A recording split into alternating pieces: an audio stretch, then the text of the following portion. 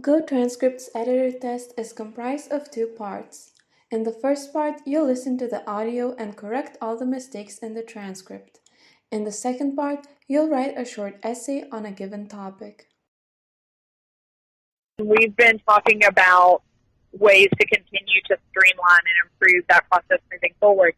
Some of the data that they collect firsthand, they've been collecting for years, and they have their data system very much in place. Their community health assessment, they have, in their county health assessment, they've been working on annually for years. So they have a process set up for their survey design and how they collect the data and store it in Excel and other sources for use and analysis. And I've worked with them a little bit looking at, okay, is that still the best mechanism for us? Are there ways that we can improve it? How are we making sure the data is secure? And talking to them about, as we're developing new data tools, what is going to be the best way to develop and implement new data collection processes with new populations. So when we get ready to roll out our new data collection among Spanish-speaking families, do we want that to look like a paper and pencil tool? Are we looking at qualitative data that we are going to be audio recording and transcribing?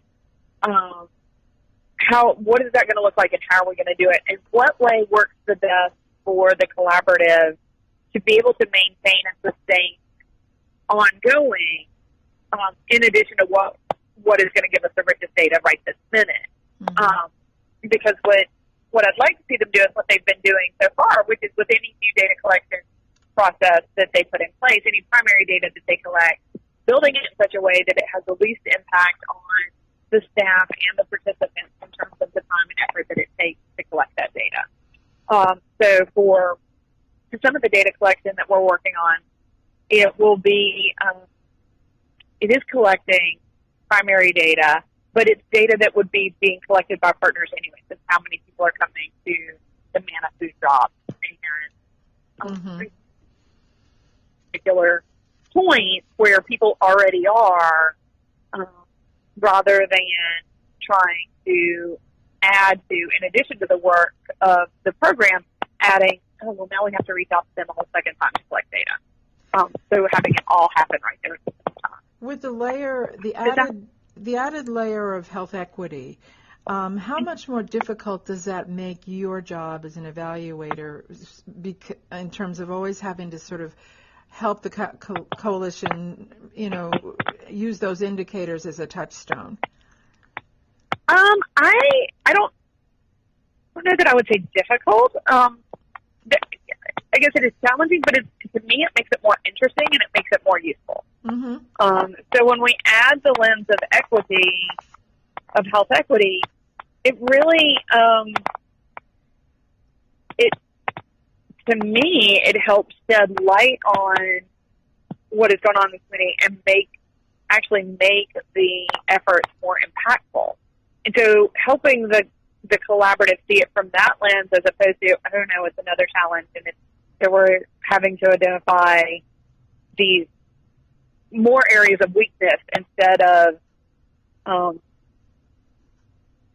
seeing it as, well, this is our opportunity to really see where we want to make the greatest impact, where we can make the greatest impact, and see what additional strengths that may bring to the table. Oh, very cool. Yeah.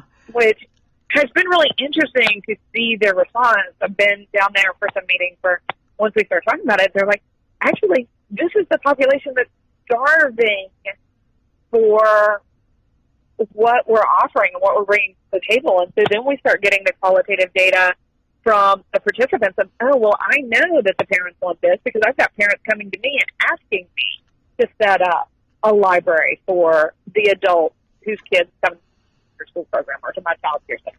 I know that our Spanish-speaking families are the ones who want to and who can get to our school events more because they're the ones that I'm seeing at these times. And so it's been really kind of neat to see once we start talking about the equity piece, the response the community has had about, oh, well, yeah, that makes sense. And if we did it this way, then that does let us reach a greater proportion of the population that we really need to.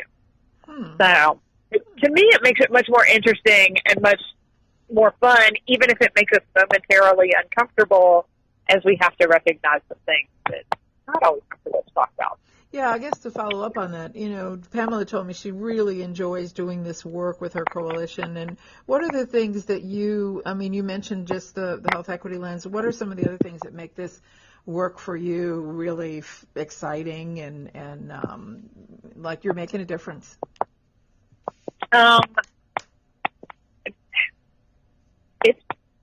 It's seeing it come alive in the community.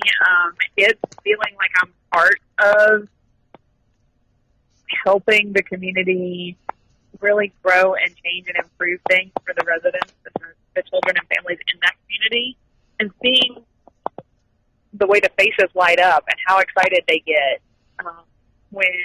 when progress is made, and when they start seeing those changes and feeling the changes within the community.